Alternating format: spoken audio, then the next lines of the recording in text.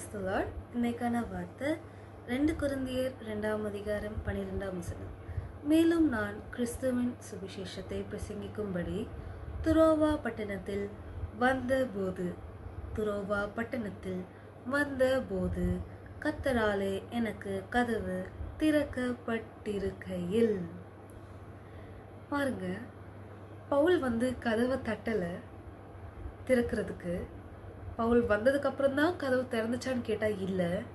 பவுல் பார்க்கும்போது ஆல்ரெடி திறக்கப்பட்டிருந்தது, கர்த்தரால் திறக்கப்பட்டிருந்தது. இந்த அனுபவம் உங்களுக்கு வேணுமா? எங்கே போனாலும் வாசல் அடைப்பட்டு இருக்கா? எங்கே போனாலும் எந்த டோரை பார்த்தாலும் க்ளோஸ் ஆகியே இருக்கா? அதுக்கு ஒரே ஒரு காரணம் தான் இருக்குது. பவுல் அப்போஸ்தலர் 9ஆம் அதிகாரத்தில் தன்னை ஆண்டவருடைய சித்தத்துக்கு முழுமையாக ஒப்பு கொடுத்துட்டாரு. கண் பார்வை போச்சு. பிரகாசமான ஆண்டவரை பார்த்ததுக்கப்புறம் கண் பார்வை போச்சு. போன கண் பார்வைக்காக மூணு நாள் உபவாசத்தை ஜெபிக்கிறாரு. ஜெபிச்ச உடனே கண்கள்லேருந்து செதில் கீழே விழுது. செதில் கீழே விழுந்த உடனே பார்வை அடைகிறாங்க. பார்வை அடைஞ்ச உடனே ஃபஸ்ட்டு செஞ்சது பேப்டிசம், ஞானஸ்நானம் எடுத்தாங்க. ஞானஸ்நானம் எடுத்துட்டு உடனடியாய் ஜனங்களுக்கு இயேசு கிறிஸ்து தான் மெய்யான தேவன்னு போதிக்க ஸ்டார்ட் பண்ணார். கர்த்தருடைய சித்தத்துக்கு தன்னை முழுமையாய் அர்ப்பணித்து கர்த்தருடைய சத்தத்தை கேட்கிறவனாய், கர்த்தருடைய சித்தத்தை செய்கிறவனாய் பவுல் மாறினான். பாருங்க, அப்போஸ்தலர் 16ஆம் அதிகாரம் 9-10 வசனத்தில் கனவு மூலியமாய் தேவன் பேசுகிறார். 18ஆம் அதிகாரம் 9:2 தேவன் பேசுகிறார்.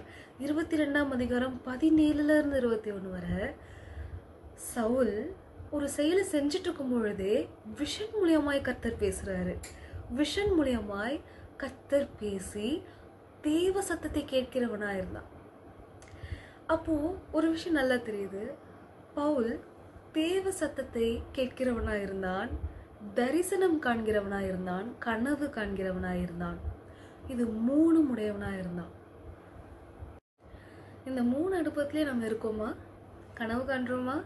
ஆமாம், காண்றோம். தூங்கும் பொழுது கனவு வருது. விஷன் பார்க்குறோமா? இல்லை, எல்லாரும் விஷன் பார்க்கல. முழிச்சிருக்கும் பொழுதே உங்களுடைய ஆவியை கர்த்தர் இடம் மாற்றுவார். ஒரு விஷயத்தை நீங்கள் முழிச்சிருக்கும் பொழுதே காட்டுவார். கண்களுக்கு முன்பாக அப்படி தத்ரூபம் வந்து நிற்கும். அதுதான் விஷன். அது எல்லாரும் காண்றோமா? இல்லை.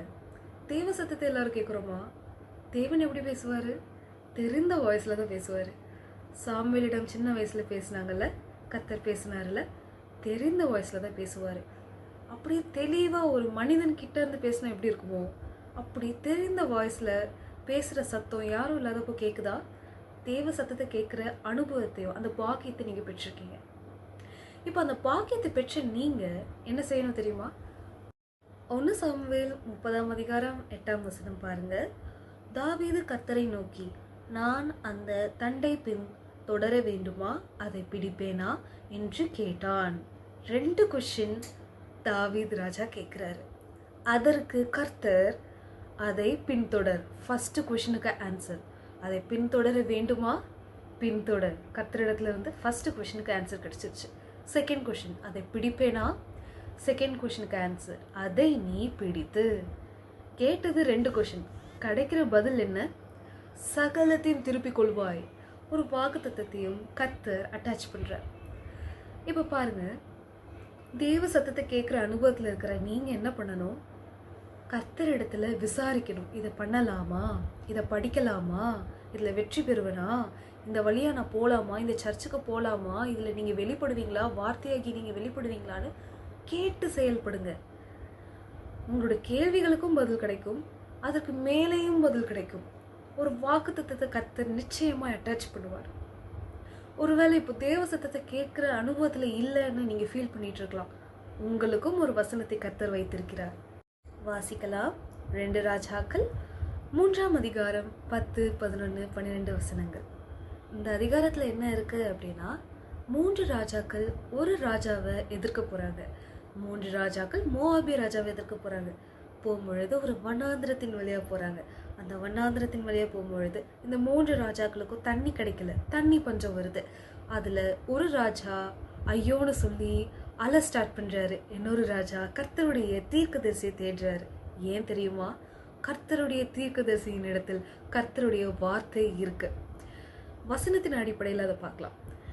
அப்பொழுது இஸ்ரவேலின் ராஜா, இந்த ராஜா தான் அழப்போறாரு, ஐயோ, இந்த 3 ராஜாக்களையும் கர்த்தர் மோவாபியரின் கையில் ஒப்பு கொடுக்க வரவழைத்தாரோ என்றான். யோசபாத் ராஜா என்ன பண்ணாரு? அப்பொழுது யோசபாத், நாம் கர்த்தரிடத்தில் விசாரிக்கும்படி கர்த்தருடைய தீர்க்கதரிசி ஒருவரும் இங்கே இல்லையா என்று கேட்டதற்கு 12ஆம் வசனம் பாருங்க. அப்பொழுது யோசபாத் அவனை நோக்கி, கர்த்தருடைய வார்த்தை அவனிடத்தில் இருக்கிறது என்றான். தீர்க்கதரிசி கிட்ட என்ன இருக்கு? கர்த்தருடைய வார்த்தை இருக்கு. தேவ சத்தத்தை கேட்க முடியலையா? அந்த அனுபவத்துக்குள்ள இன்னும் வரலையா? ஒரு பிரச்சனை இல்லை. கர்த்தர் பலமாய் வெளிப்படுகிற தீர்க்கதரிசியின் இடத்துல ஜெபத்துக்கு போங்க. கர்த்தர் அந்த காரியத்தை குறித்து உங்களை குறித்து என்ன சித்தம் வைத்திருக்கிறார் அப்படிங்கிறத அறிந்து கொள்ளுங்க. இன்னைக்கு நம்ம ஒரு விஷயத்த நல்லா தெரிஞ்சுக்கிட்டோம். ஏன் சவுல்ல இருந்து பவுலாய் மாறின பவுலுக்கு ஒரு கதவும் கர்த்தரால் அடைக்கப்படவில்லை? ஏன்னா பவுல் கர்த்தருக்கு முழுமையாய் தன்னை அர்ப்பணித்து கர்த்தருடைய சித்தத்திலே ஓடுகிறதினாலே கர்த்தராலே ஒரு கதவும் பவுலுக்கு அடைக்கப்படவில்லை. கர்த்தருடைய சத்தத்தை கேட்டு இது சித்தமானு தெரிஞ்சுக்கிட்டு அதன் வழியா நீங்க ஓடும் பொழுது உங்களுக்கு ஒரு கதவும் அடைக்கப்பட்டிருக்காது. தேவனுடைய சத்தத்தை கேட்குற அனுபவத்தில் நீங்க வரலையா? பிரச்சனை இல்லை. தீர்க்கதரிசியின் இடத்துல போய் விசாரிச்சு இது கர்த்தருடைய சித்தமான அறிந்துட்டு அதன் வழியாய் நீங்கள் ஓடும் பொழுது உங்களுக்கு ஒரு கதவும் அடைப்பட்டிருக்காது. ஏன்னா இதை சொல்றது நான் இல்லை, சத்தியமாகிய கிறிஸ்து இதை உங்களுக்கு சொல்லுகிறார். உங்களுக்கு ஒரு வாசலும் அடைப்பட்டிருக்காது. எப்போது அவருடைய சத்தத்தை கேட்டு அவருடைய சித்தத்திலே ஓடும் பொழுது உங்களுக்கு ஒரு வாசலும் அடைப்பட்டிருக்காது. God bless you.